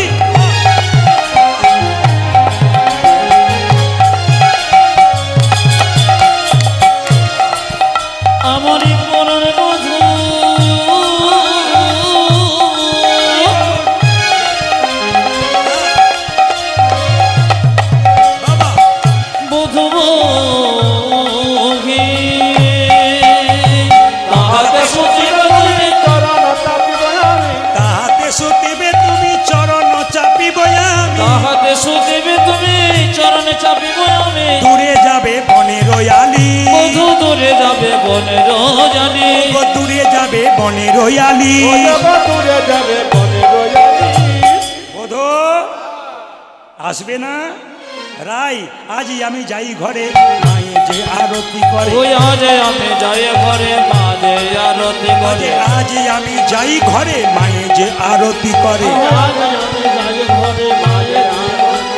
সখাগণ করল পয়ান বধূ সখাগণ করল প্রয়াণ সখাগণ করল পয়ান কহে দাসে যদুনাথ পুরাও মনের সার ওরে কহি দাসী যদুনাথে পুরাও মনের সার কহে দাসে যদুনাথ পুরাও মনের সার কহি দাসী যদুনাথে পুরাও মনের সার আছে তুমি করহ গম ওরে পাছে তুমি করো গম আছে তুমি করহ গম মাঝে তুমি পর ভগবান এইবার আমায় দেহ বিদায় আমার ঘরে যাবার সময় হলো ধরি এইবার আমায় দেহ বিদায় ঘরে যাওয়ার সময় গো এইবার আমায় দেহ বিদায় ঘরে যাবার সময় হলো এইবার দেহ বিদায় ঘরে যাবার সময় মায়েরা সময় আমার অতিবাহিত হয়ে গেছে 35-এর বদলে 40 হতে চলল আপনারা কীর্তন শুনুন দীপান্বিতা কয়েল রূপগান শুনবেন আপনারা সবাই মিলে হাত তুলে এক ভজনটাকে গিয়ে দিন সবাই মিলে শ্যামল তুন একসঙ্গে হাত তুলুন কালকে সকালে একটা গাই আজ একটা গাই ছোট করে সবাই হাত তুলুন একসঙ্গে হাত তুলবেন তালি বেশ বেশ ধ্বনি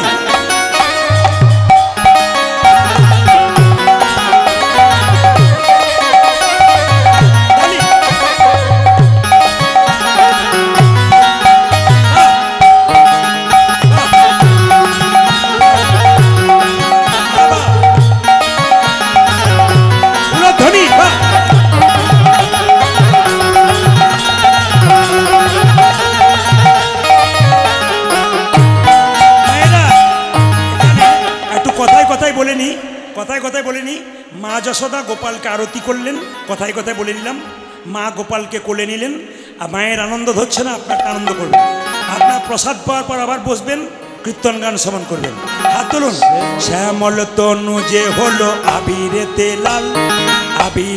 লাল হোলি খেলিছে আমার বজের গোপাল শ্যামল তনু যে হলো আবিরেতে লাল হোলি খেলিছে আমার বজের গোপাল শ্যামল তনু যে হলো আবিরেতে লাল হোলি খেলিছে আমার বজের গোপাল হাততালি দিয়ে একটু পর হোলি খেলিছে আমার বজ্র গোপাল ওগো সাথে লইয়া শ্রীরাম সদা যত না রাখা আজি সাথে লইয়া শ্রীরাম সদা যত না রাখা আপনারা যখন দাঁড়িয়েছেন তখন হাতগুলো তুলুন একসঙ্গে দেখি কেমন নাচতে পারেন কালকে সকালে আগামীকাল সকাল 8টায় কুঞ্জবর্ণন বারবার বলে রাখবেন সকাল 8টা সবাই হাত তুলে একবার সকালে নাচিয়ে নেবো হাত তুলুন সাথে লইয়ে শ্রীরাম সদা যত না রাখা সাথে লইয়ে সাথে লইয়ে ওই দেখো সাথে লইয়ে শ্রীরাম সদা যত না রাখা ওগো সাথে লইয়া শ্রীরাম সদা যত না রাখা হোলি খেলিছে আমার বজের গোপাল শ্যামল তনু যে হলো